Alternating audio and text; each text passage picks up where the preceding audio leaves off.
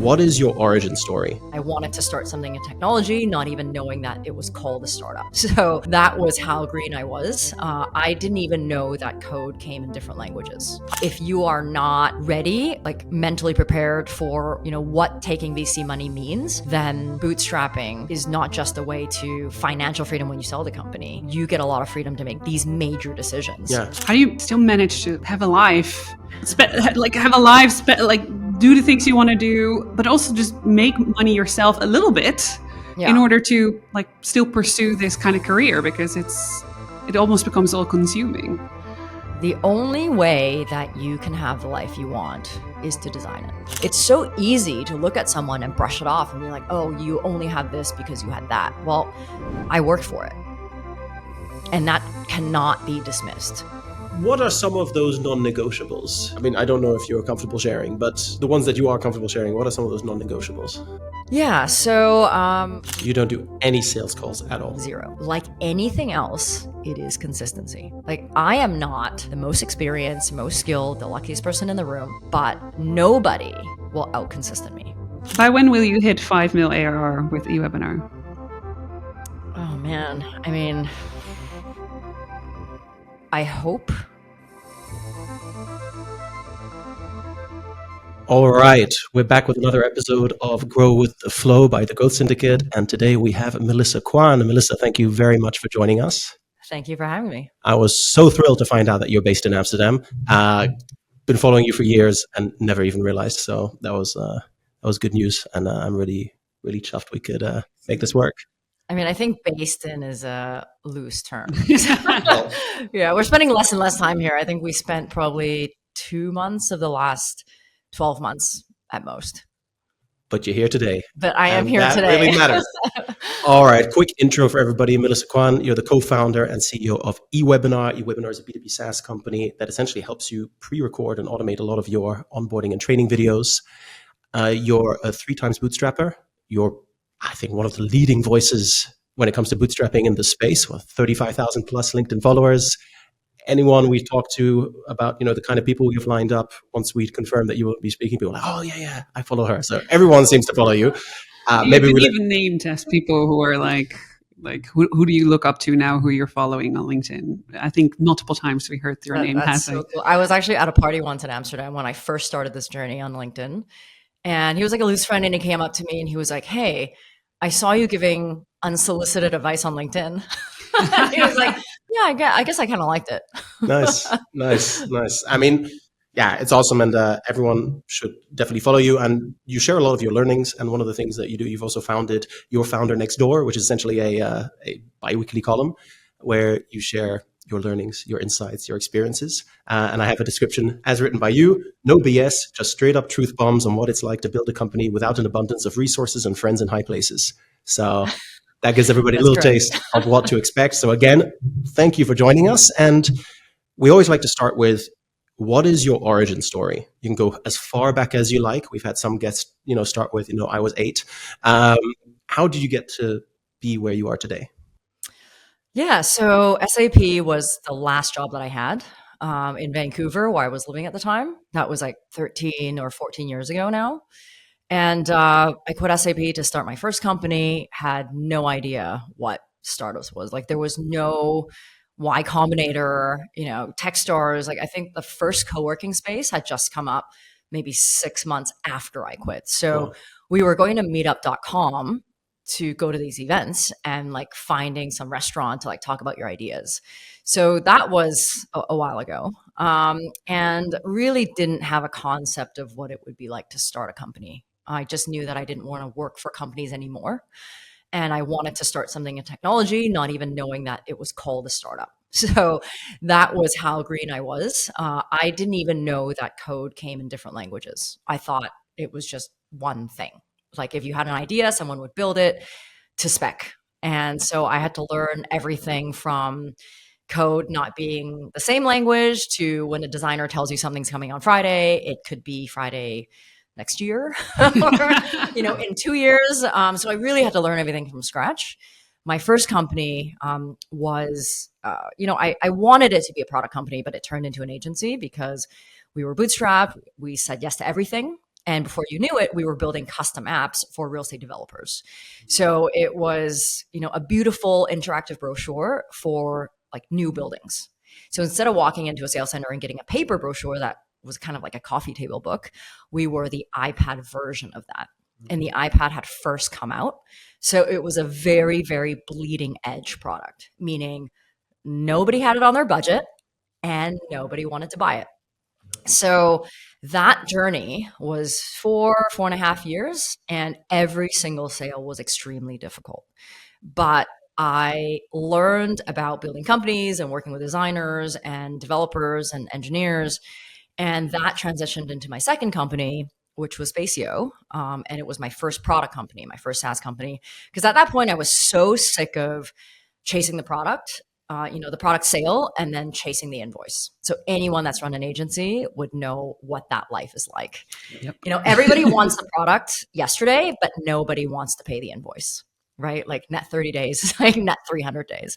So I lived that life for a while, and I was just so sick of making these cold calls. And I was already in real estate because, right out of university, I was actually working in real estate in the business side for about 4 years. So I had that background. I had technology sales background. So I kind of just like put the two and two together. So Spacio was an open house check-in software. So we ended up selling it to brokerages, franchises, some agents direct. And it's more of a North America thing where you have open houses on the weekend. People that are looking to buy or sell houses would go look at houses in the neighborhood without making an appointment. So having no commitment with an agent. And walking into an open house, you would sign your name on a piece of paper. But everybody draws a line, right? Because nobody wants any agent to get in touch with them. Yeah. So I was very, very familiar with that process and the leads that were getting lost because of illegible handwriting. So Spacio was the iPad version of that. So people would sign up, and once they hit enter, their information goes away. And so they have to type in actual information. We verify their email. We send it into a CRM. So that company I ran for 4 years before it was acquired. In the fourth year, I stayed with that company for 1.5 years. And then right after that company was acquired, I started eWebinar. So now we're into 10 years, 2 startups. And eWebinar was a product that I wish existed when I was growing my previous 2 companies. So anyone who's run a bootstrap company knows that you're basically jack of all trades. You're doing everything. So I was everything except for code, including sales, training, onboarding, customer success. So in my last company, in Spacio, selling your service to a company is your day one with them, right? It's not where it ends, it's where it starts. So if you sell a product to a real estate agency and nobody uses your product, then they're not going to continue. It's a monthly subscription. So I was always doing these live trainings on GoToWebinar, Zoom, Demio, like whatever I could use. But every single one of these trainings were exactly the same, even if the clients were different. Been there. Yeah. And so I was also, at that point, I had left New York to travel full time. So I was doing these repetitive trainings and onboardings at like 4 a.m. in Kyoto, 6 a.m. in Hong Kong. But there was nobody else I could do them because there was nobody else that was on my team that was not a developer. And so I just spent years doing this and imagining this perfect product that would take a video and deliver it like a webinar so that I could just go and live my life. And so I had dreamt up this amazing product that would do my job for me. Well, I could just go and have fun. So that was kind of the beginning of eWebinar. I tried lots of different solutions, during my time in Spacio. Nothing was really built to spec, like the way that I had dreamt for it to be. And so after Spacio was acquired, I told my CEO that I needed to do something different. And so he signed off on me starting a company. It didn't conflict with Spacio anyway. And the first 2 years was really just designing and speccing the product and building it. It didn't really need my involvement. So it wasn't conflicting with my job that I still had. So I guess that was 5 years ago. So 2019, I sold Spacio. I started eWebinar. It took about 2 years to get it out to market. And here we are. Wow. And you worked at Spacio for a while after. Yeah, I had a 2-year contract with that company, but I left probably 6 months before that. What was it like going from, I don't want to work for anyone anymore, I'm going to start my own company, selling your company? And I've seen some posts, and that was quite a grueling experience, if I'm not mistaken. It was a stressful time, to going to working again for another company? I mean, for 6 months, but I guess at the time you didn't know that you'd be able to step out after 6 months. No, I stepped out after a year and a half. Okay. So I didn't have a bad time, right? Because the company that bought mine was a medium-sized company, and it was my friend's company. Okay. And I didn't shop it. I just wanted to leave. Like, I just wanted to get out. I wasn't having fun anymore. I spent 10 years in the same industry. Frankly, I woke up every day. I hated my job. I hated my customers. I didn't want to support them. Like, real estate agents, no offense, I think they do a great job, but they are not consumers of technology. No. They will spend $200 on a bottle of wine, but they will not spend $20 on buying software. And that's what we were doing. Yeah. And not only were we trying to make the sale, we couldn't get them to use it because they were actively rejecting technology. So when your customer that you're selling to doesn't want to use it, your job becomes exponentially harder. So that was my job for many years. And I was just sick and tired of it. And we weren't making enough money and paying ourselves enough to make that pain worthwhile. So after 10 years of that, I was like, I need to do something else. And so I was actually complaining to a friend of mine and saying, do you think that my co-founder will let me sell my shares so I can move on? And the thing is, you live with these pains, but you can't tell your team. You can't tell your co-founder because then they will be demotivated, right? They need to think that you still have that blue sky dream, right? That you still want to keep this going because otherwise, why are they there? So, at that point, I had surrounded myself already with a lot of industry friends and leaders and startups that were kind of around my stage. And I was complaining to this guy, Aaron, and we would talk, a couple times a year. And he was like, well, if you're serious about doing this, we are looking to, make our first acquisition, but you have to stay on board just to make sure the customers don't leave.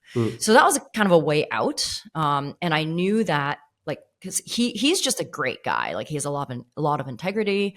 And I just knew that the offer that he made me would be already the best offer. So I didn't need to shop the company. And because he knew where I was in my life, because he knew all the struggles that I had, he let me do whatever I wanted. Like, you could be honest. Yeah. And so we kept the team in Vancouver. He kept the office. He raised everyone's salaries to market salaries, which was such a huge relief. They were based in Minnesota, so we didn't have to move it just didn't make sense. And also, keeping the team in Canada, you're paying people half of what you would in the US and still be market salaries. And so for me, it was a great deal. And he knew I was traveling full time, but he also knew, because we were friends for so many years, that I would always show up. Right? I would always show up for my customers. I always showed up to the conferences. I always worked the conferences. That's how I met him. So in a way, I still got to keep my life, but I got paid double. The challenge was not working for someone else per se. The challenge was not being able to integrate into a bigger company because as a founder and CEO, you don't have a role. No. Like, you're every role. My role was already taken. And so the challenge was they wanted me to become a salesperson, which is what I was really the best at, what I was trained at. But I wasn't just a salesperson, right? I was also the product person, the visionary, the PM, I was everything. So what happened was they took away all those roles and just wanted me to sell. And that part was quite painful because I could no longer make product decisions that would allow me to sell. Yeah. So you kept one piece of the pie, but and it was frustrating. It was super frustrating because the things that would allow me to make the sale, now I had to go through another product manager who had no concept of why this product even exists. You have all these doors, but you don't have the keys anymore. Yeah. And so it was a medium-sized company with like Microsoft-sized problems. And I didn't last very long, not because it was a bad working environment, right? It was a great working environment for us, but there was just no place for me. And starting eWebinar allowed me to escape some of that. And when eWebinar was ready to get out to market, which was a year and a half into my journey with them, I was like, why am I even here? Like, do you really need me? Because at that point, they had owned all the customer relationships already. And I really wasn't there for any reason outside of just taking salary. It's a it's a really relatable story because my last company that I founded, software in the product management space, started it, got VC funding very early when the market was really hot, and our runway started to run out when the market was really cold. And in that process, I started to realize that I don't enjoy all the time you spend dealing with investors. I didn't like the process by nature, and I didn't enjoy any of my time. And there came a point when we had an idea of where the company needs to go, but the market, and when I say the market, I don't mean the customers, which is frustrating. You're selling to two markets, not just the customers, but also the investors. And the investment market would have wanted something else. They wouldn't have wanted a company to pivot 2 years in with a cap table we had. So I had that same situation where I had to just communicate to my co-founders, what do you guys actually want? And what do we all want collectively? And we ended up selling the company to another company that was bigger in revenue for sure, but not much bigger in size. And the question was always going to be, what are, a company of 20 people doesn't need 6 co-founders. So we had that same situation. We ended up making a deal that we would stay on in an advisory capacity to aid the transition. But my number one priority is I want to be able to start something new. So very relatable story. I think that's something that people always talk about, these exits to 500 people companies where the CEO becomes the head of product or the head of marketing or the head of sales or whatever, the VP of this. But it's interesting to hear another story of a medium-sized company acquiring your company, because that has very different kinds of dynamics and challenges. Well, the reason they acquired us was because they wanted to be acquired at some point. So they had a plan and we were part of that plan. So in SaaS, at least in the US, I'm not sure about Europe, but if your ARR is 10 million and up, you get a different multiple.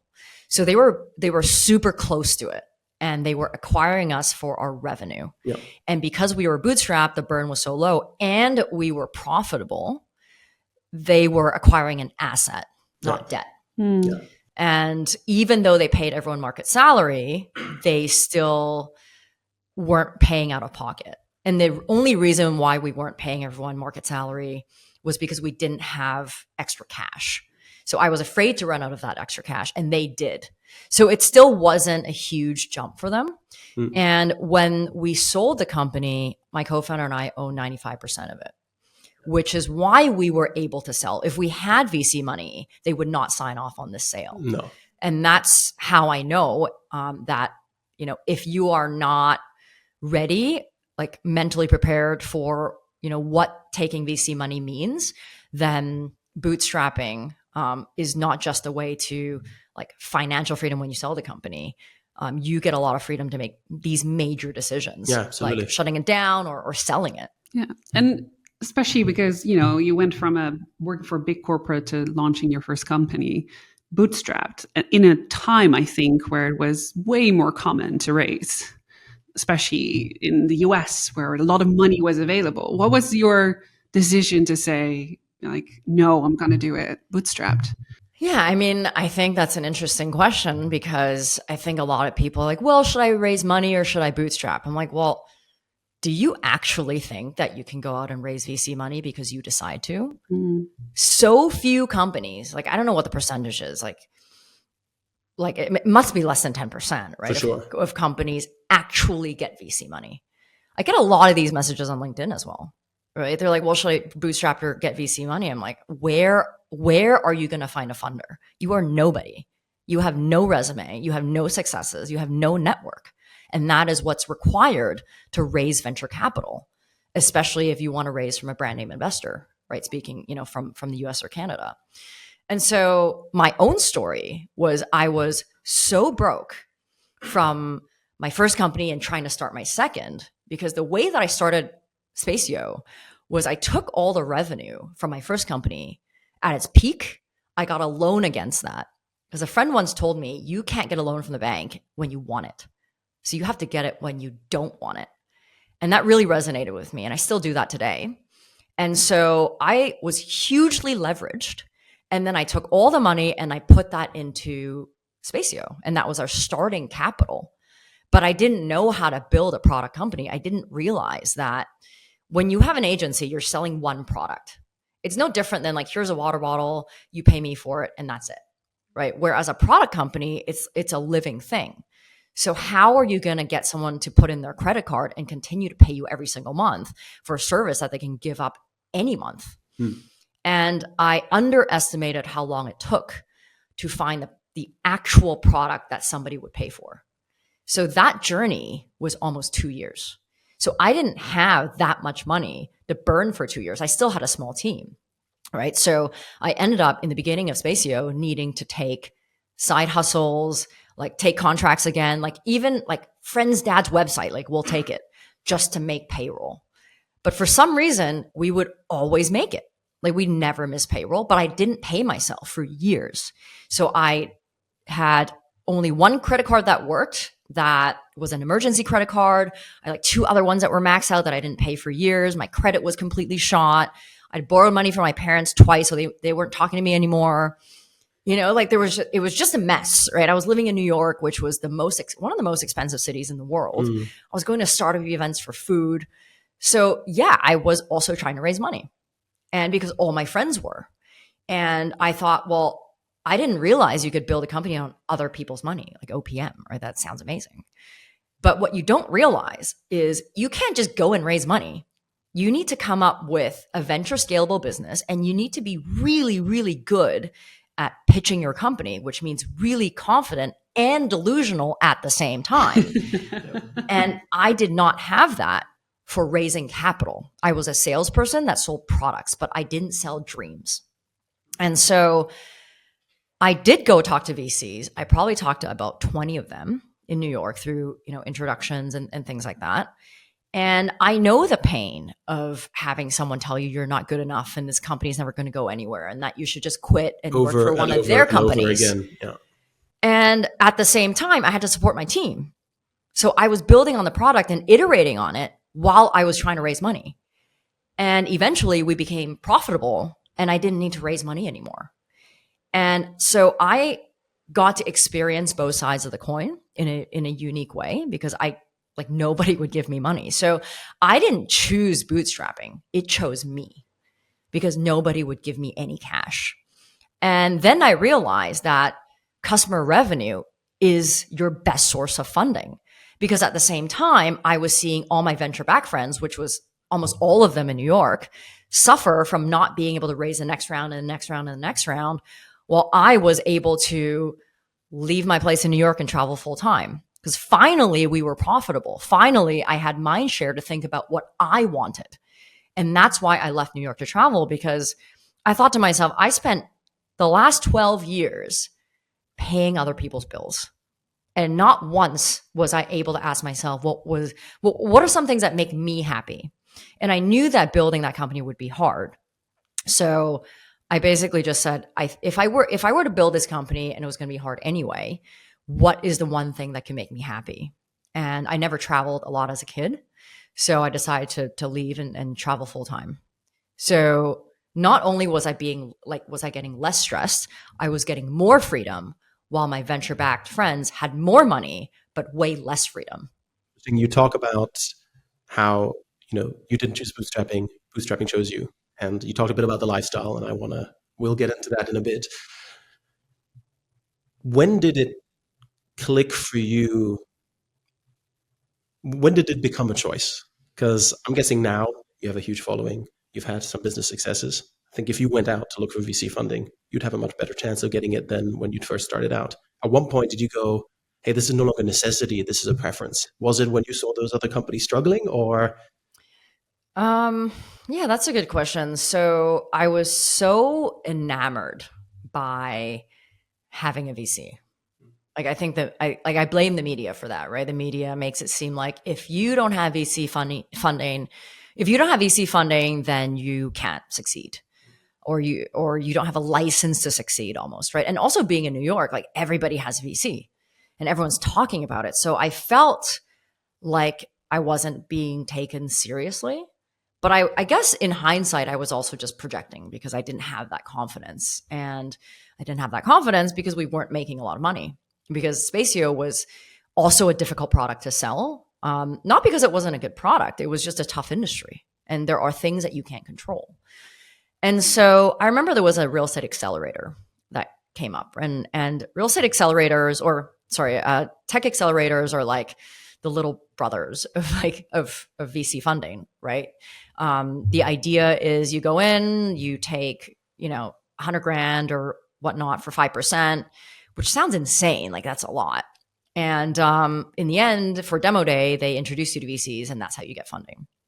And so we were already profitable at the time. There was a real estate accelerator that was coming up, and they invited me to join.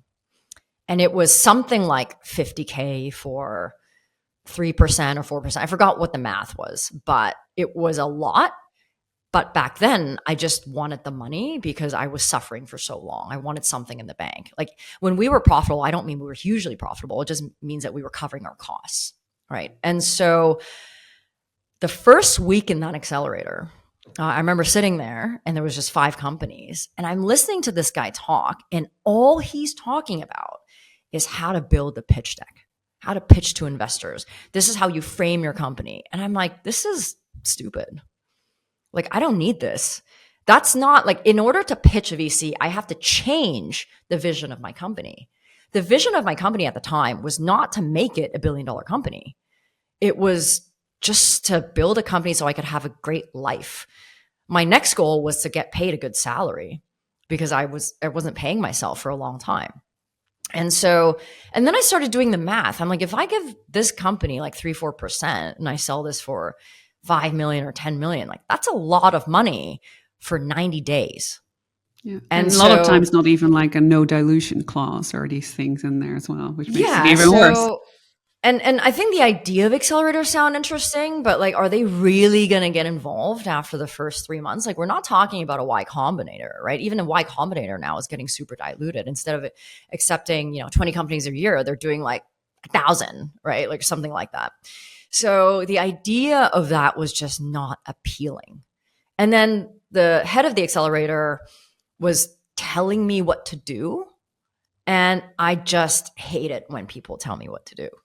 That's why I don't work for companies. And I think the most important thing is I didn't believe in that vision. Like, I was told to sell a vision that I didn't fully trust. And that was when I realized that's why I sucked at raising venture capital. And that's why I didn't have the confidence, because I was forced to tell a vision or sell a vision that I didn't believe in. So it was always a little bit awkward. And that's why I'm a great salesperson, because I always believe in my product. And that was kind of the aha moment. And like, my going into that accelerator was like a last hurrah. But I was sitting there like asking myself, why am I even here when I have the money? Yeah. None of these people have the money. So I just quit and never looked back. Nice. This is one of the big themes that I hear you talk about. What are some of like the really big like stories? Because you talked about how you wanted VC funding because it's what the media tells us. We had the founder of Simple Analytics a couple of weeks ago, also bootstrapped company, and he was also exact same story. He was like, I was going to get funding, and then I couldn't, and then I realized I'm so much better off. So there is this narrative out there, maybe changing a little bit now because so many companies are getting burned. But what are some of like and it doesn't have to be about funding in particular, but what are some of these norms and rules and things that people tell you and pieces of advice people tell you that you think are totally off base or haven't seemed to have been true in your experience? Yeah. I think when you can't teach, right? People love to teach. And there's a lot of people that haven't been where you are, where you want to be, that try to tell you what to do. And that also exists for, really smart people that you look up to, right? So for example, one of my closest friends, like mentors, like, sold his company for 8 figures and more, many, many successes, but he's never built the type of company I have. Like, I have a $100 product. Everybody comes in, it's a self-serve SaaS. He's built very successful enterprise companies, right? That sell products upwards of hundreds of thousands. So his advice doesn't apply, but he gives me a lot of advice anyway. And we actually debate a lot about this, right? So, outside of just generic advice, like, oh, just choose one customer profile and focus on that, that's one piece of advice I got a lot in the beginning. When you're bootstrapped, you don't have a choice. You'll take whatever customer comes your way. If I only chose one customer, then I wouldn't get to revenue as fast as I needed to. And only now, 5 years after the company is launched, do we have the luxury to revisit, okay, who's our ICP and should we focus on that, right? After we became profitable. And I think in the startup world, outside of get funding or whatnot, there's a lot of things like, don't do multiple things at once, or, whatever it might be. I don't think there's a right or wrong way to build any business, right? I think there's a right way for you. And I think everybody tries to define what success is in a company, what success is for you, right? Like if you hit 1 million ARR, then you are, ready to scale. If you hit 10 million, you'll, sell for more. So all of your focus should be to build revenue and build more revenue. But what is the sacrifice of that revenue? So I think about this a lot is like, of course I want to be financially successful, right? Of course I want to live in multiple places and have all these apartments and be able to share everything with my friends, right? But I'm not willing to sacrifice my lifestyle, right, at the cost of that. Mm-hmm. So I mostly ignore what people say about, all the things that I can do to make more money. Like I know I want to make more money, but I want to make it my way. Right? People will say, oh, you should start a podcast or a webinar series on how to run better webinars. And then you can attract your customers who are running webinars. If I did a podcast on webinars, do you know how boring that would be? Like, it's so boring. Yeah. Like, I am not a webinar expert. I am a software expert. And I build webinar software to help people run better webinars, but I don't run them myself. And that's what people are mistaken about is, of course, there are so many things in your business that you can optimize, right? So many people that you can pay less, right? So that you can maximize your own profit. Mm. But why do you want to do that? Right? So I guess it's hard to have like one answer. But I mostly just ignore most things that I don't like to do. How do you I'm just thinking out loud, like how do you combine, especially because you've been on this journey for so long and every time you go through the same process of like starting with no money, trying to build a business, like how do you, especially as a CEO, founder, jack of all trades, doing everything at the same time, how do you still manage to have a life, do the things you want to do, but also just make money yourself a little bit? Yeah. In order to like still pursue this kind of career, because it almost becomes all consuming. The only way that you can have the life you want is to design it, is to engineer it. There is absolutely no other way to do that. But in order to engineer it, you have to know what that end goal is. Like I'm very clear on the life that I want to live. Like what is my dream life? So everything I do is channeled, I guess, towards that. And while I started my first two companies without money, like even like personal savings, I mean, I did start my first company with some savings, but I burned that pretty quickly. I had an exit, like it was a 7-figure exit. So I did have money to start my third company, eWebinar. And because I had that exit, I was able to have the freedom. It wasn't like a retirement level exit, but it was certainly life-changing. So I was able to buy a home in Amsterdam with my partner. I was able to not worry about my bank account. I was able to start eWebinar on my own terms. David and I were the first investors in the company. Like we put in our own money and time to get this started. So of course we didn't start it with nothing. We did start it with something, but we earned it. And he had another career path before me. He was with Microsoft for 20 years. He quit to start his own company with 2 other guys. Didn't work out, but he was, a CTO consultant, so pretty high paid for quite a number of years before he joined eWebinar. So I think a lot of people look at me now and be like, oh, of course you can bootstrap eWebinar because you had an exit. Well, I didn't have an exit for many years. No, exactly. Yeah. And nobody thinks about that. And that's why these are the stories that I share. It's so easy to look at someone and brush it off and be like, oh, you only have this because you had that. Well, I worked for it. Exactly. And that cannot be dismissed. While it's easy to. Nobody wants to do the hard work. And so it was only until I left New York to travel full time that I truly discovered what it was like to live. Because when I was in New York, and I grew up in a very traditional Chinese family where making money and status and showing off to your friends was everything. And I grew up thinking I wanted money to buy more stuff. And ironically, because I had to bootstrap for so many years, I learned to live with so little and learned that stuff didn't give me joy. What gave me joy was community and travel and experiences. And only when I left New York to travel full time was I really able to see the world. David and I discovered music, communities, Burning Man, Amsterdam, friends. For the first time, we had friends that weren't superficial friends. And that was the draw to Amsterdam as well. And it was only until then that I realized, why would you work so hard if you can't enjoy the fruits of your labor at the same time? Because what people don't realize when they start a company is your life happens also. Yep.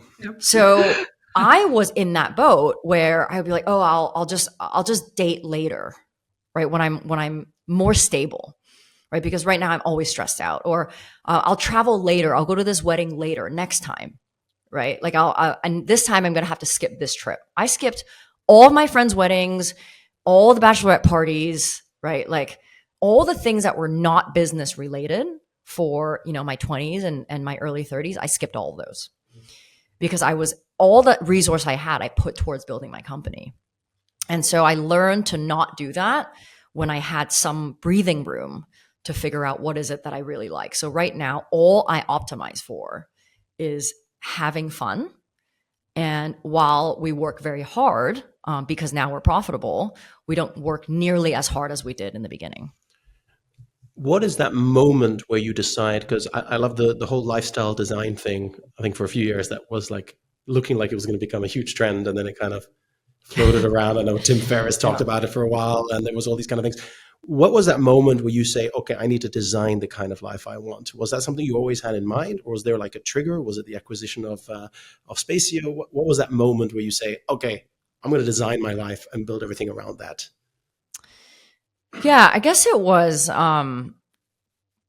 months after Spacio was acquired, I wanted to start something. It wasn't eWebinar. I had a whole bunch of different ideas, different domains. Are you even a founder if you don't have 100 domains on GoDaddy? And but I didn't know what I would start, because whatever I did, it would be five years minimum. That's how long it takes to get something to market and see the light at the end of the tunnel, if you know what you're doing. So I was kind of living with like PTSD from the previous two companies, because while they were fine, I would consider it a success. It wasn't easy. And it wasn't the success that I needed to have that confidence to just jump into something. And, I had some resources, but I couldn't take big chances. And so that was when I really sat down and thought about, okay, if I were to have a next business, what would that look like? What is the thing that I would devote the next 5 years to? And so I wrote down a list of 10 non-negotiables that I have to have in my next company. And after I had that list, I eliminated probably 95% of ideas that I had. And eWebinar was probably like one of the two that I had. But this was also like the repetitive webinar problem was just something that was so close to me, and something I knew how to solve. And there wasn't something out there that did exactly what I wanted it to do. But it was really that list of non-negotiables that I realized I could design my company around my life instead of my life around my company, which is what most people do. It's what we were taught to do right out of university. We were taught that we find a career in our studies, in our area of study. I have so many friends, doctors, lawyers, you name it, that hate their job, but now they're too deep into it, right? And they feel like they can't quit. And so I actually think that the triangle should be inverted, right? People think that it's education, career, fun, or your life. But when you build everything on top of your education, and your education is not where you have fun, then you're going to live a really tough life. And I think that's why people live for evenings and weekends, But if you make the foundation your lifestyle and fun, and then you find a career on top of that, knowing that you can learn the skill sets and education to make that career successful, then everything you do is built on the foundation of your life. And that was kind of that aha moment when I really sat down and thought about, like, what is the next company that I will devote my life to? And what is that going to look like if it had to feed into the lifestyle that I want? How does because I love that you say that, like, I built the company around my life. That's because I think I've not spoken to a lot of people who think like that. And I think I love it. I really love it. But how do you, I love culture in a company and focusing on building that culture within. How do you transfer that part of, like, because normally it's like the founder's working all the time. It's that kind of vibe that lives within companies. Like, how do you make sure that culture also at that same kind of like lifestyle or like that same kind of way of working? I tell them the story I just told you. So we do not hire people that work the hardest. We hire people that are the smartest and work most creatively. We actively advocate for people to work less. People can take as many me days as they want, as long as the customer comes first. There's no holiday policy. And they know when we're going to Africa Burning Man, festivals. When they message us on Friday, we work very little on Friday. When they message us, we'll be like, yeah, we're out right now.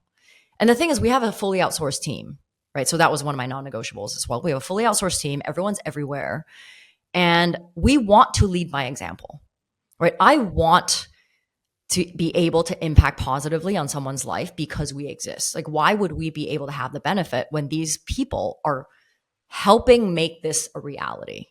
Right? So we want to give them exactly the benefits that we have. And that's how we recruit people. That's how we retain. And that's how we encourage them to also have better lives, because they know that this type of culture is going to be very difficult to find anywhere else. And that's part of the loyalty that we create. And, that's how we communicate the culture that we have, is we don't hide what we do. We actively tell them what we do. So maybe they'll do the same. But I also recognize that life design and being able to build your company around your life is a luxury that we have earned. And I have done what it took in the past. And I had in the past given up a lot of the things that I love today because I didn't have the money to do that. So I don't want to make light of this, right? It's not something that people can just do, but it is something that you can have intention. Yeah, the awareness around it. Yeah. So, like, it's not 0 or 100. There is this whole spectrum. Right? Whether it's I don't work at evenings on weekends, or, every year I take X number of weeks off, or whatever it is, right? Or I have to work remote, right? I have a lot of friends that are like, oh, I really want to work remote, but my company doesn't let me. I'm like, well, then just go find another job, right? Why not? Yeah. I think a lot of the times the answer is quite simple. It's not always easy. And I think that's people interchange simplicity and ease, that finding the right kind of job. I mean, it is as simple as that. If you want to work remotely, find a career path that allows you to work remotely. That's not always going to be easy. It might be harder for some people than for others. It depends on lots of things. But a lot of people do have that privilege and that luxury and don't use it.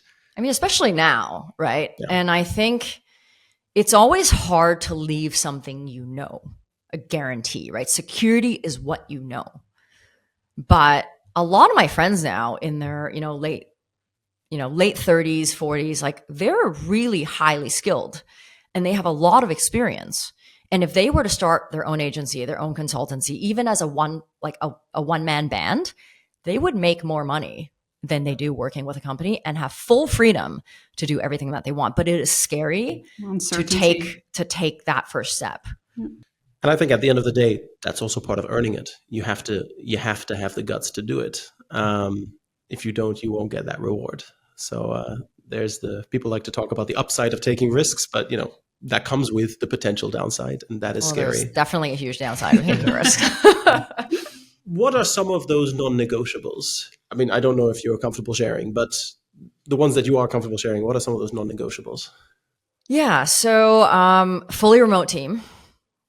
because we want to be remote. I used to have an office in Vancouver with a team there, but my co-founder loved managing them. Like we were complete opposites. I had a different co-founder. Like he loved routine in the office and, you know, having a team. I hated all those things, right? I've always liked working alone. I was a salesperson. I like traveling. I went to New York by myself. So fully remote team, also no employees, all contractors.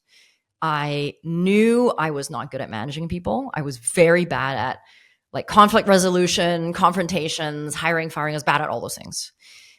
So I would only work through hiring agencies or development companies, or, you know, hire consultants. And then, you know, us included, myself and my co-founder, also consultants for our own company, because I want people to also be here because they want to, not because they have to. And that's another piece of how we build that culture as well. And by having that, we actually get to work with people who are self-motivated and just take accountability and value their positions. Like they don't want to work for a big company because they have full agency over their time. And because they know they deliver, they're not worried about getting fired. Right. So, and that's beautiful. Right. So building a small team of highly capable people was one of those things. But even, you know, things like no VC capital was one of them. And also being able to go to all the fun things, right? All the festivals, all the travels that we want to go to. No in-person meetings, which is ironic because we're in person now.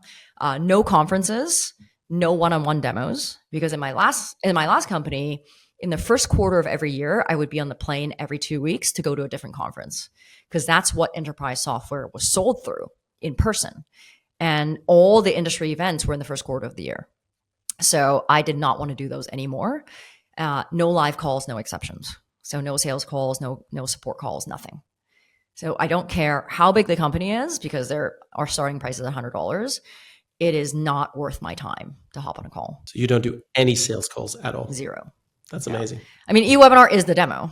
So they just go to our website, they sign up for the demo, they can do it anytime they want. I'm on the chat. I might not be. And then if I'm not, I can respond later. But being able to work 100% on my own time and not be tied to anyone's schedule was another one. And so eWebinar you've built with your co-founder, who's also your partner. Yeah. We're going to talk a little bit more about that later. But these non-negotiables, were there things that you decided together, or did you both have your own non-negotiables? Because it's hard to start a business as a couple, I can imagine. I think if it's, I mean, you guys would know, right? Like, I think for most people, we don't need to make a secret of it. Huh? No. If it doesn't work, it's hard. But if it works, it's like, it is the most amazing thing, the most amazing experience, right, that you can have. However, I didn't start the company with David. He came in a year later. So I was so sick of not knowing how to manage engineers that I started this company thinking I didn't need a co-founder. So I actually hired a dev shop to build the first version of the product in Canada, with the intention of bridging it to a Vietnamese dev shop afterwards. And David was always going to be like the CTO advisor to make that bridge, and also to make sure things were built as they were supposed to be, but he was not supposed to code. And only after a year, when nothing was working, and he was like, well, this is wrong and this is wrong. I'm like, well, I don't know what to do.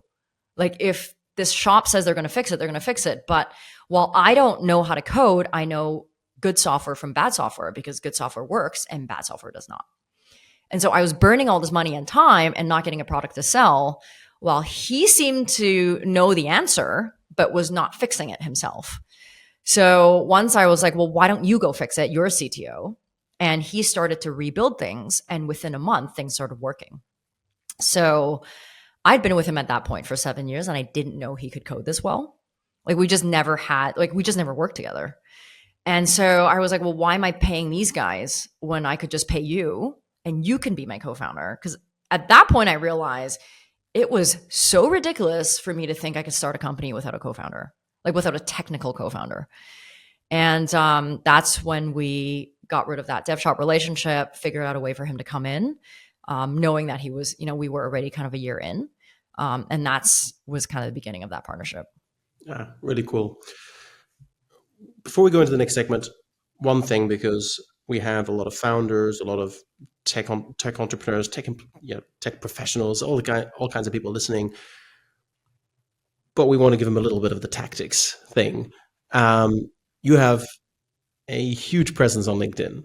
And I saw a post about a year ago. I think it was about a year ago. And it was, I have a note on it, but I couldn't find the exact post. I was scrolling through your LinkedIn trying to find it again. But you post regularly, which is great. But it's something about how you use Justin Welsh's OS course on whatever. What made you decide? So it's a multi-part question. What made you decide to do the LinkedIn thing? What has allowed you to be so successful? Did that course play a big role? And what tips would you give to others? And what has it done for you and your business? Yeah, I mean, that's a huge question. I think it's the one of people, I'm asking. I'm just asking for myself, to be honest. Yeah. So what was interesting was about 6 months into eWebinar, like post eWebinar launching, we were running out of leads. So I'm from a sales background, not marketing background. Like I have only sold enterprise and run sales-led companies. So like one-on-one sales. So I thought that with eWebinar, I could just reach out to people and people would buy it after a conversation with me. Ironically, one of my non-negotiables is no sales goals, but I think founder-led sales is the only way to get anything off the ground. But again, that kind of like gray area spectrum, right? It's not like 0 or 100. Like it was kind of a list that I was working towards. And what I didn't realize at the time was people don't pick up the phone for a $100 product. Nope.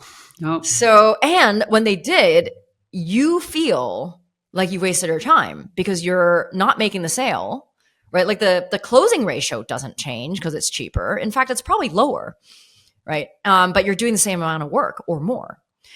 I had tried so many things. I tried like LinkedIn outreach. I hired a guy to do like mass email. I didn't know how to market. And then I was only starting to realize when we were running out of leads after asking for referrals, that I was going to need to do something significantly different. We didn't have SEO. We didn't have content. I didn't even think I needed that. Like it just wasn't stuff that we'd done in the past. And so that I felt like was a big slap in the face, like huge reality check. Cause I was like, okay, I've now started this company. We're running out of money. I believe we have a great product, but nobody knows about it. And the way I thought it was going to get out to market is not how we're going to win. And so I started looking at what other SaaS companies were doing, like self-serve SaaS companies were doing, and talking to other founders. And one of my friends, Lloyd Lobo, he was like, well, you should check out this guy, Justin Welsh. He's got this huge LinkedIn following. Everyone's on LinkedIn now. I'm like, everyone's on LinkedIn. Why would they be on LinkedIn? And I hadn't logged in for years because it was this resume site. And so I logged in and I realized it turned into this microblogging site. I'm like, why is everyone sharing unsolicited advice? Who is reading this? And then I started going to it, like just learning stuff and following people. And then I started following Justin Welsh. And so he had this course, LinkedIn operating system. I think he's since changed it to operating system or something operating system or content operating system because LinkedIn, I think, gave him a slap on the wrist for that. But it was like a 1-hour course that I took over, 1 week doing all the exercises on how you build a following on LinkedIn. And it really kind of broke down the psychology of content creators, but also people consuming the content and the algorithms and how you write your profile and, all those things. So I took the course and started writing every single day. I think for like 6 months, I was writing every day, like at least 6 times a week. And posting. Yeah. And one of those things was you need to write about something that you have an expertise in, but it has to attract your customers, your ideal customers. And at that point, I'm like, well, resource-strapped companies are our best customers because eWebinar is almost like an extra person for them. So, and it's also the quickest sale because there's no red tape. Like anybody can put in their credit card. So I decided to write about my journey bootstrapping 3 companies. And I didn't even realize I had so many of these stories kind of just in my head, right? He had this methodology of creating a content matrix so you never run out of ideas. And that was kind of where I started. But I think that was like back in the LinkedIn heyday where like they actually rewarded you for consistency and writing good content, and they change their algorithms whenever they want, and then they could crush your engagement, they can increase it, whatever it is. But I hit my stride last summer when I got like 10 viral posts in a row, and each one of them was like 500,000 to 1 million views. Oh, wow. So that was kind of the huge boost. And what I got from it, people are asking all the time, like, how much revenue can you attribute to writing on LinkedIn? I'm trying to figure out if I should write on LinkedIn. I'm like, well, if I only did things that I could attribute revenue to, I wouldn't be doing anything at all. There are so few things, especially in marketing, that you can tie a revenue like amount to, right? It's like having a billboard on a highway, right? Like, we could be having this podcast right now. Someone could hear it and then they tell their friend and then they come to our website, which is what happens nowadays. Dark funnel. But by being on LinkedIn, I've gotten on multiple podcasts. I've made a lot of different founder friends, which I will never meet in real life, but I still consider them my friends.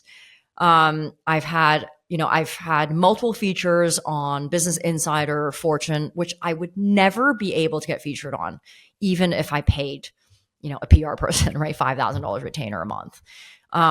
So lots of different PR opportunities, like increasing my network or expanding my network.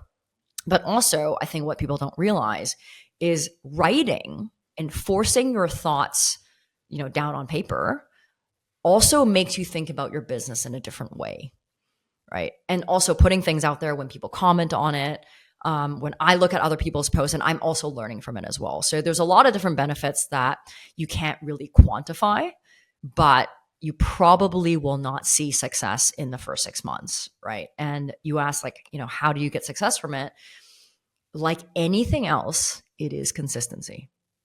Like I am not the most experienced, most skilled, the luckiest person in the room, but nobody will out-consistent me. Like I know this. Like I can keep doing the same thing over and over and over. My tolerance for pain and boredom is actually quite high. And it's just doing a little bit at a time.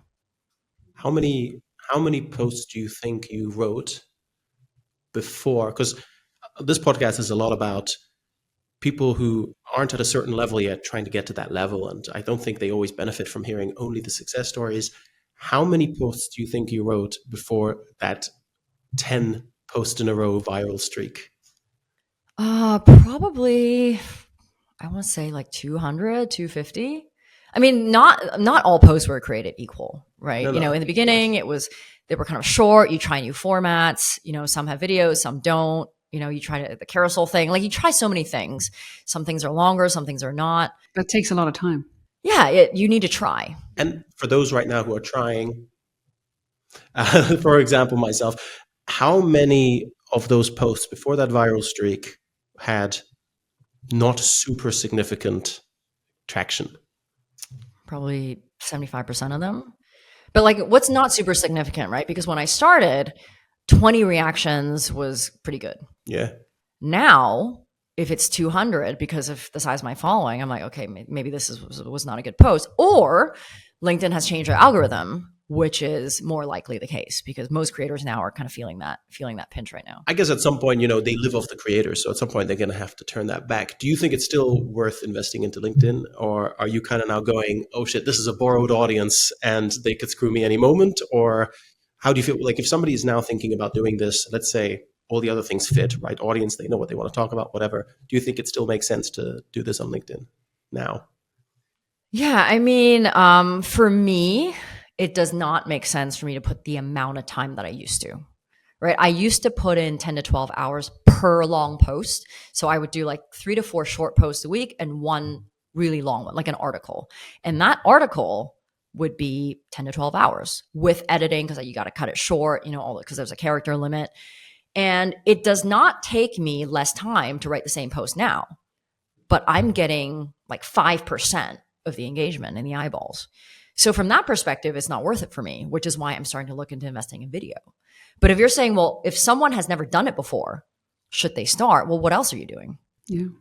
Right? Like it's not about just the engagement and the revenue and the eyeballs and media opportunities. It's about sharpening your own brain and getting it going, starting the momentum, starting the engine, meeting new people, building a network to help your business.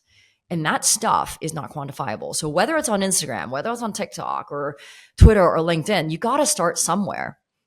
But you got to nail that channel and know exactly what your digital personality is, what your persona is, what you're going to write about before you expand to other things. Like when I expand to video, what I did was I took my top LinkedIn posts and I changed them into, like I cut them up into about 200 prompts, like questions.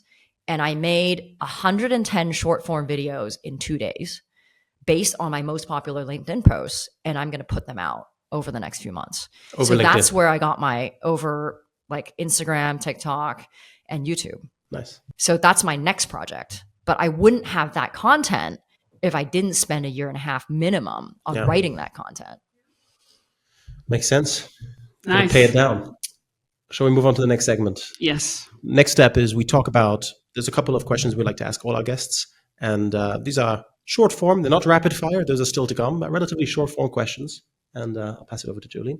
Yes. So first one we always ask is, what's a controversial opinion you have? Oh man, there's so many. What is a controversial opinion that I have? In the market or in the space or... Yeah, I guess, so I need to think about this. Most controversial. I mean, if I say bootstrapping, it's too cliche, right? I guess the most controversial opinion I have is that you have to work hard in order to be successful. I don't think you have to work hard. I think you have to work smart, but learning how to work smart comes from working hard first. I like that one. You need to have the learnings in order to apply it. If you look at your own career and all the bootstrapping you've done, what's your biggest favorite fail that you look back on? My biggest favorite fail. It doesn't have to be favorite, by the way. It can just be a big fail, but some people don't like to talk only about the big fails. They like to talk about the ones they learned from most. So totally up to you. I guess my favorite, most impactful fails, I've done it multiple times, because once is never enough for a hard-headed entrepreneur, is building blue ocean products. Right? Building a product that doesn't exist today, right? Everybody thinks, oh, I'm building this thing. It's going to be a great business because it doesn't exist. Well, why doesn't it exist? I did that twice. And it's because I did that I know to go into a purple ocean, which is pick a product that exists, but applying it to a different vertical, which is what we do with eWebinar. But I wouldn't know that if I didn't build two blue ocean products that were extremely, extremely hard to sell. We still made sales, but we were never going to be super successful because of that. However, I do want to acknowledge that the world needs innovators, right? The world needs Ubers and Airbnbs, but I didn't build that company. I built software for real estate agents that were hard to sell. So don't do that. Love it. If you look at the space or the space where you operate in, who do you learn for currently the most? Who is a person you look up to, or maybe couple? Yeah, who I learn from the most is, I don't know if you guys follow Kyle Poyar. Yep. He's Both Unhinged. Yeah, I don't know how he takes the time to write the amount of well-researched content that he has. In fact, I clear my inbox all the time. I'm kind of OCD with that. After I read an email, I'll file it in a folder. So my inbox is always clean. But I've got 6 or 7 unread newsletters from Kyle that I really want to dive into. I learned so much from him that it's information overload. So I need to take a break from him right now. But yeah, Growth Unhinged, definitely one guy that everyone should be following. Nice. Last but not least, what's your favorite tool for 2024?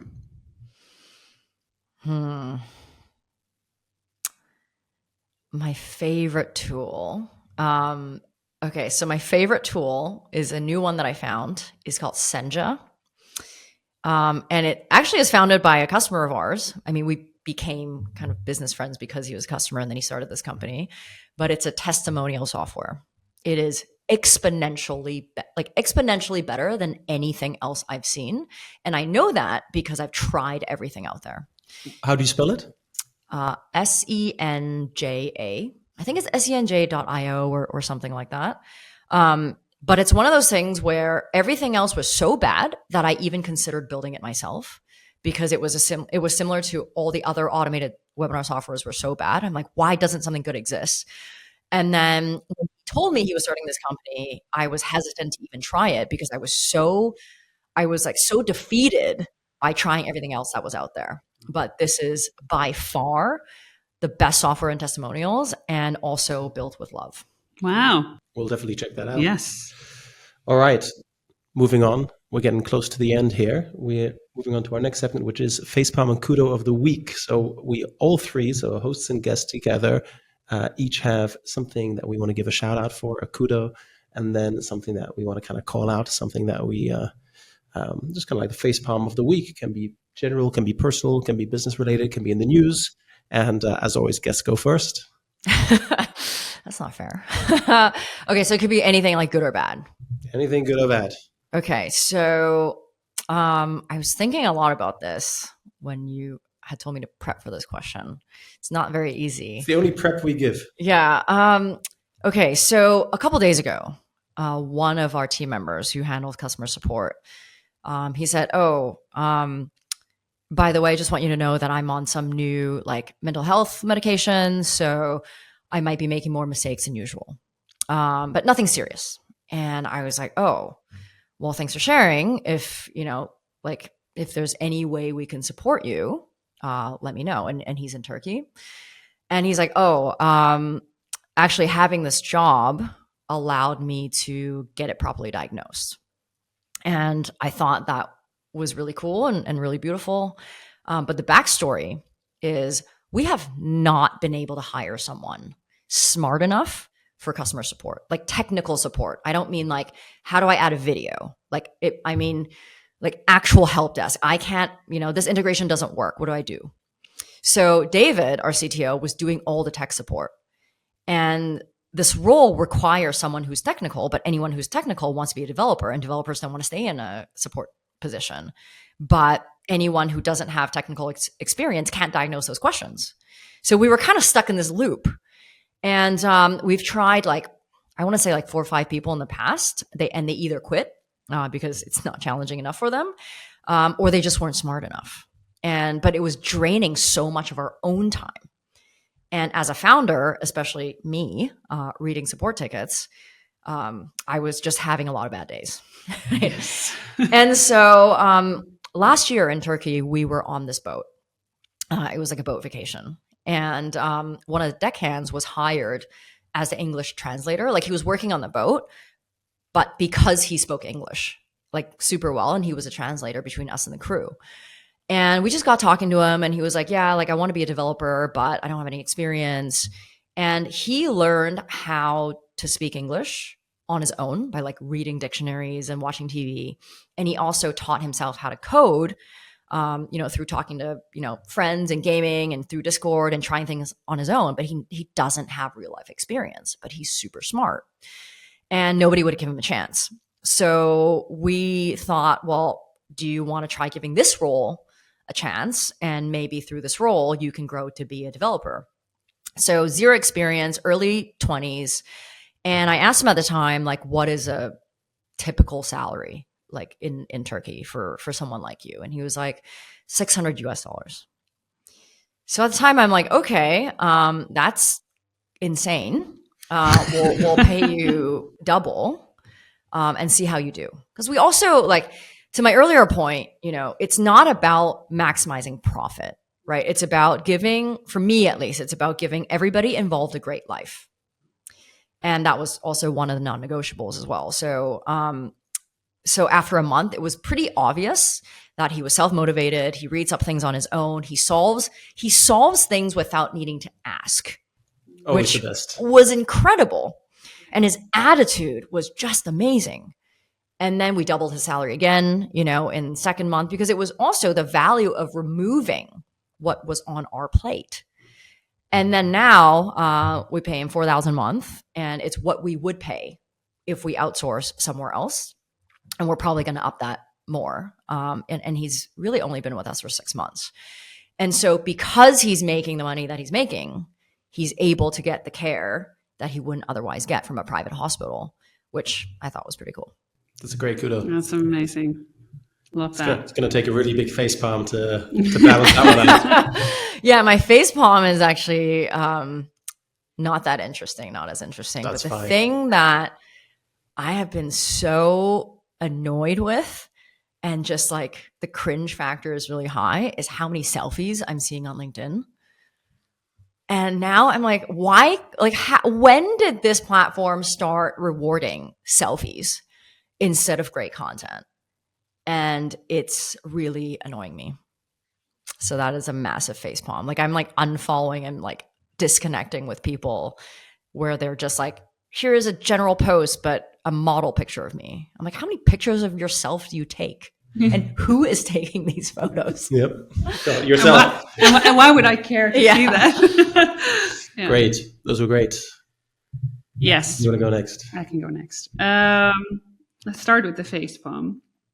It's a bit hard. Are you going to do it as a kudo or not?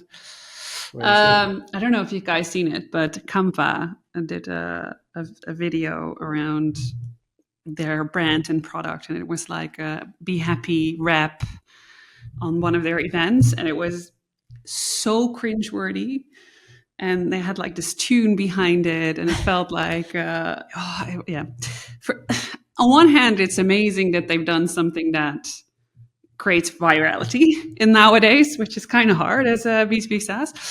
But I stopped it like 3 times before I was able to finish it, because every time I was like... Why was it cringy though? It was like this happy-go-lucky. You have to watch it. You have to watch it. It was really like, they have like this rapper and a girl, and they're rapping around the value propositions of Canva, and they have like this theme at the end, and it feels like a child's program. But yet you're still talking about it. So from that perspective, it's successful. I know. And for me, my kudos is also a little bit personal, actually. So in my previous company, I had a marketing executive who was amazing. She started from scratch, didn't know anything. And when I left, she actually got promoted. And she's now running the whole demand gen engine at the company. And she's doing it so well that the numbers of the company have doubled with engagement and reach. And she literally has 3 years of work experience. So for me to be able to do that in such a short amount of time for a skill up that requires a lot, I just wanted to give a kudos. Very nice. So my kudo goes to Canva.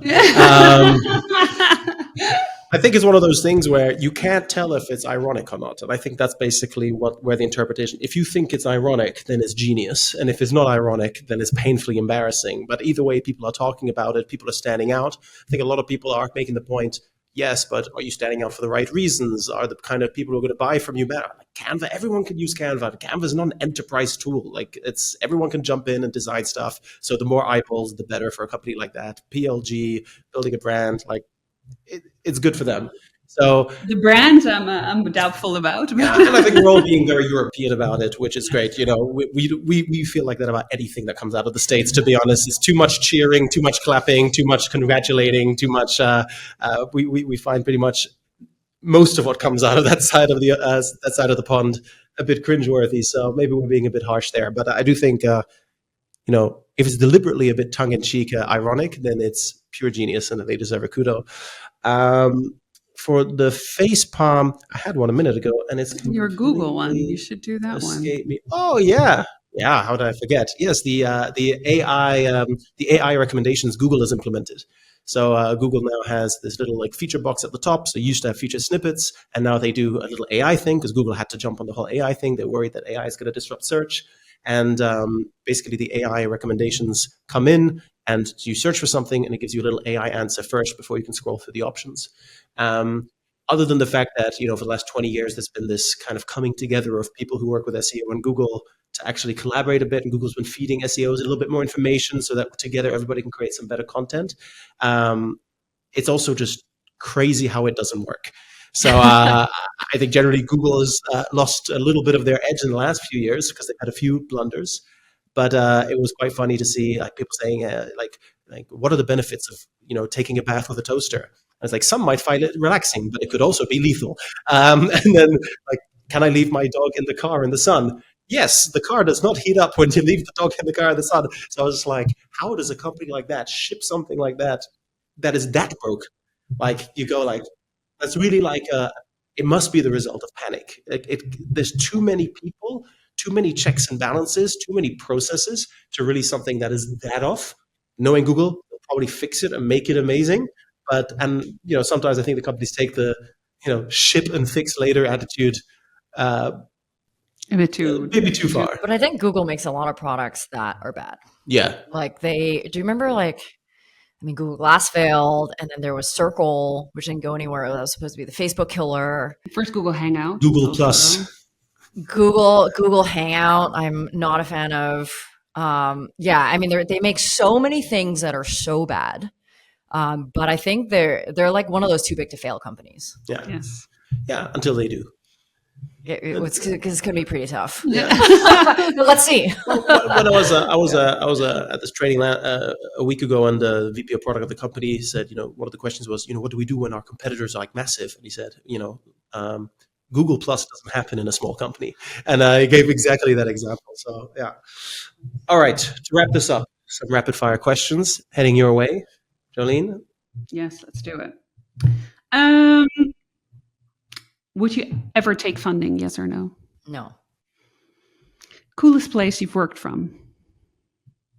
Oh man, that is so hard. I go to so many cool places. Not so much coolest place, but favorite place is probably Thailand. We spent the last 2 winters there. Yes, especially the food. By when will you hit 5 mil ARR with eWebinar? Oh man, I hope in the next 2 years, but who knows? I have no idea. Solo founder or co-founder? If you can wing it solo, I would definitely do it solo. But if not, don't force it. Like, don't be like me. Find a co-founder. You'll save a lot of money. Best advice for starting your business to anybody who wants to start, especially maybe bootstrap, but just in general. Yeah, I think it would be something we already talked about is build your business around your life. Build your business around your life. Cool. And then last but not least, a book you would recommend. The Alchemist. Very nice. Very nice. Very nice. We have one more thing, which is the LinkedIn post of the week. Oh, yeah, where we pull out a post and we ask you for your feedback on it or the story or the background. And here I pulled out a post from about a year ago. It's going to be on the screen for those watching. Essentially, you talk about the importance of choosing the right life partner. In your case, your life partner is also your co-founder. Within the Growth Syndicate, we have a similar dynamic, although I'll let the listeners guess between which two of us it is. In our case, being 3 is a massive dynamic because you can never have a one-on-one disagreement. You always have a third person to balance it. But yeah, tell me a little bit about this post. Why is it? How is it being a co-founder with your partner, and what is the role that a life partner plays in the success of any business or career? Well, I think company or not, co-founder or not, your life partner will be your greatest source of joy or misery. So choose wisely anyway. But if that aside, but if your co-founder or if your life partner coincidentally ends up to be an incredible CTO, then why would you look elsewhere? Right? I didn't even think about asking David to be my co-founder because I didn't think he could code like this well. I knew he was like a fractional CTO for other companies, but not to drag this on, but this backstory matters. When we lived in New York, like I met him because he was actually my Airbnb guest. He rented my roommate's room while she was traveling. And, and we had this adventure in New York where I went there to build my customer base, and he joined 2 other guys for a telecom startup. But he was always having fun with me. And like never really at the office, working remotely, but his office was like a few avenues away, and I was like, how come it doesn't seem like you're working very hard? And he was like, well, because I'm efficient. And the thing is, he loves having fun more than me. So I didn't need to sell him on those non-negotiables. Like, he wanted them more than me. And so I always thought, like, of course I want a fun guy that always spends time with me. So I'm not going to get on his case about being lazy. So I always thought he was lazy. So it didn't even cross my mind to ask him to be my CTO. So I didn't know the quality of work, the quality of output that he had until he was helping us on eWebinar. And then I realized, you are efficient.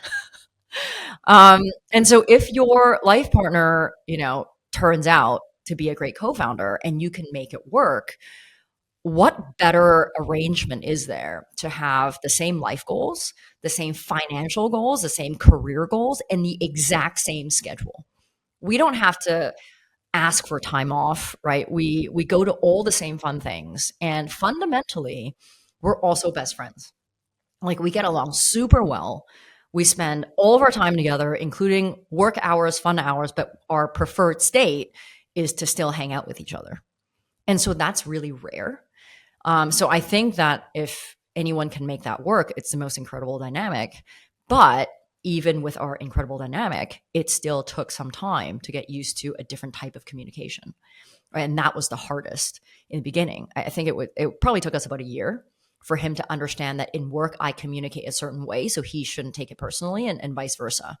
So now, I mean, he's much more patient than I am because he's 12 years older than me. But now that we've kind of found our stride, like, I can't imagine building this company any other way, because I truly believe that we moved 2 times faster because we're always working. And people are like, well, aren't you guys always working? Well, yes, it's our preferred state. We want to make this work, right? We own a significant portion of this company. This is our retirement plan, right? He has 2 kids with his ex, and we want them to have a great life. So, and the thing is, like, before, after hours, I would need to call my co-founder off the hook to get him to hop onto a customer issue. That was pretty important. But now, like, when something goes down, like, I know he's right there. So that helps a lot. So anyone out there, if your partner is sitting on the couch with a packet of chips, watching, I don't know, Real Housewives or Better Call Saul or whatever, maybe they're not lazy. Maybe they're just really efficient. Exactly. Melissa, thank you so much. It's been a real pleasure, and I can't wait for this to go live. Yeah, thanks so much. Thank you. Thank you.